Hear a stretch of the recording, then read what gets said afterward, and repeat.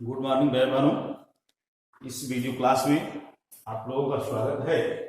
यह video class कक्षा 10 के भाई बहनों के लिए विशेष रूप से लेसन 9 में आनुवंशिकता एवं जैव विकास पाठ के अंतर्गत डीएनए की संरचना, स्ट्रक्चर ऑफ डीएनए।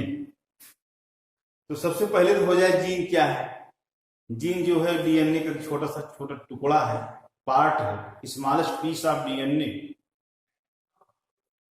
जो क्रिया की इकाई है, उत्परिवर्तन की इकाई है और इसके साथ साथ जो है वो संचरण की इकाई है। अर्थात यह कैरेक्टर को जनक से संतान में पहुंचाती है, संचरण की इकाई कह सकते हैं। और इसमें बहुत से परिवर्तन होने की संभावनाएं रहती हैं, इसलिए इसे उत्परिवर्तन की इकाई, यूनिट ऑफ म्यूटेशन कहते हैं। और इसे कार्की की इकाई कह सकते हैं फिजियोलॉजिकली में, क्योंकि यह विभिन्न लक्षणों के का नियंत्रण करने का कार्य करता है। तो जीन जो है यह डीएनए की छोटे से छोटा भाग है। अब आते हैं डीएनए के बारे में। डीएनए की संरचना क्या है। डीएनए जिसे हम डीऑक्सीराइबोन्यूक्लियोटाइड के नाम से जानते हैं। तो DNA deoxyribonucleotide, DNA deoxyribonucleotide nucleoside and nitrogenous bases. तो एक सामान्य सी बात जान लें कि डीएनए में मुख्य रूप से 3 अणु होते हैं। यह सबसे बड़ा जैविक अणु डीएनए होता है, वृद्धाणु से कहा जाता है। 3 इसके मुख्य कंपोनेंट्स, 3 कंपोनेंट्स हैं। वह है एक शुगर, शर्करा, जिसे पेंटोज शुगर कहते हैं, डीऑक्सीराइबोज शर्करा, जिसका कि फार्मूला जो है वो C5H10O4 है। और दूसरा इसका अवयव जो भाग है वह नाइट्रोजनी क्षारक होता है, नाइट्रोजन बेसिस कहते हैं। और जो तीसरा कंपोनेंट भाग है वह फास्फोरिक एसिड होता है। इन्हीं 3 अलग अलग यौगिकों के एक साथ मिलने से डीएनए की संरचना की एक इकाई का निर्माण होता है।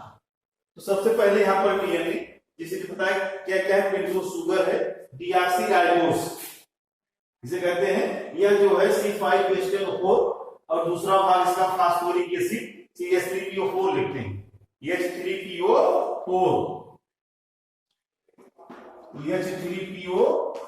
Phosphoric acid. और तीसरा भाग नाइट्रोजनस बेसेस, जिसे नाइट्रोजन क्षारक, यह 2 प्रकार का होता है। प्यूरिन, एक होती है प्यूरिन बेस, जिसमें डबल रिंग पाई जाती है, अर्थात यह द्विवलयक यौगिक होता है। और एक जो है दूसरा होता है पिरिमिडीन बेसिस, यह एक वलयक सिंगल रिंग्स के बने होते हैं। प्यूरिन में जो है 2 प्रकार का प्यूरिन होता है, एडेनिन और ग्वानिन। एडेनिन को हम कैपिटल ए से दर्शाते हैं, ग्वानिन को कैपिटल जी से दर्शाते हैं।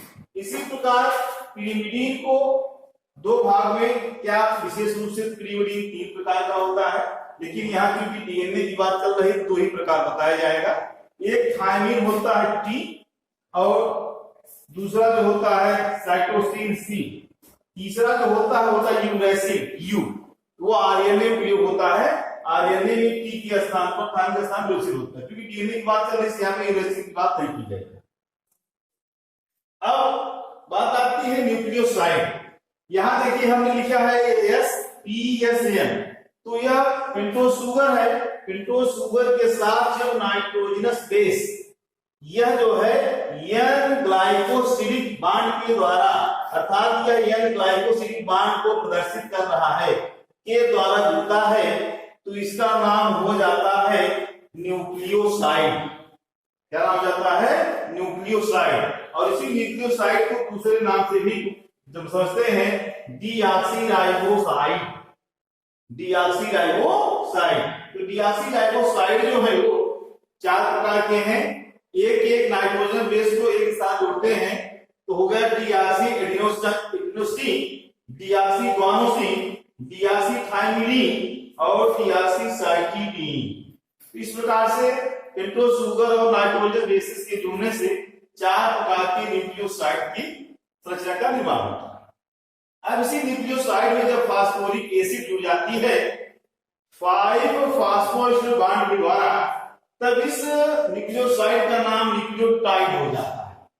तो यहां पर इसके नाम बोले जाते हैं deoxyadenylic acid, deoxyadenylic acid, deoxyguanylic acid, deoxythymidylic acid और डीऑक्सी सैटिलिक एसिड। तो इस प्रकार न्यूक्लियोसाइड में जब फास्फोरिक अम्ल जुड़ता है फास्फोएस्टर बॉन्ड के द्वारा, तब यह न्यूक्लियोसाइड न्यूक्लियोटाइड में परिवर्तित हो जाता है। तो इस प्रकार से डीएनए बनाने के पॉलीन्यूक्लियोटाइड बनाने के लिए, पॉलीन्यूक्लियोटाइड बनाने की एक चेन बनाने के लिए चेन की एक कड़ी का निर्माण हो गया, जिसे हम नाम देते हैं न्यूक्लियोटाइड। अब यही न्यूक्लियोटाइड आपस में जुड़ते जुड़ते बना लेती हैं पॉलीन्यूक्लियोटाइड, और जो पॉलीन्यूक्लियोटाइड होता है उसकी जो दिशा होती है वह 5 to 3 दिशा होती है। अब इस प्रकार से दो पॉलीन्यूक्लियोटाइड आपस में एंटी पैरेलल होकर के, अर्थात जब एक पॉलीन्यूक्लियोटाइड दिशा 5 to 3 होती है तो दूसरे की 3 to 5 होती है, और इस प्रकार दोनों आपस में मिलकर के बना लेते हैं डीएनए की संरचना, जिसे आप लोग बहुत पहले से देखते आए हैं, कहते हैं वाटसन की डीएनए, वाटसन का डीएनए मॉडल। आप लोग 9th में भी देखे पढ़े पुस्तकों के द्वारा। अब यहाँ पर इस पॉलीन्यूक्लियोटाइड के आपस में जुड़कर के डीएनए संरचना बनाने के लिए यहाँ पे हाइड्रोजन बॉन्ड रखते हैं जो नाइट्रोजन बेसिस के अंतर्गत आते हैं। या आगे का, इससे आगे की ओर सीरीज में आएगा।